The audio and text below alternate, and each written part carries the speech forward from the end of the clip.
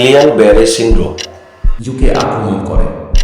এটি সাধারণত সংক্রমণ, টিকাদান বা অস্ত্রোপচারের পর দেখা যায়। রোগটি প্রধানত মাইলিন শীথ ধ্বংস করে, যা স্নায়ু সংকেত পরিচালনার জন্য গুরুত্বপূর্ণ। উপসর্গ: ড্রপস সাধারণত পায়ে অসাড়তা ও দুর্বলতা দিয়ে শুরু হয় এবং ধীরে ধীরে শরীরের উপরের অংশে ছড়িয়ে পড়ে।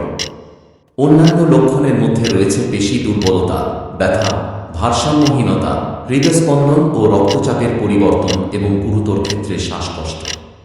চিকিৎসা: টক্সের নির্দিষ্ট কোনো প্রতিষেধক নেই, তবে ইমিউনোগ্লোবুলিন থেরাপি, অ্যাভাইড এবং প্লাজমা এক্সচেঞ্জ প্লাজমাফারেসিস ব্যবহার করা হয়।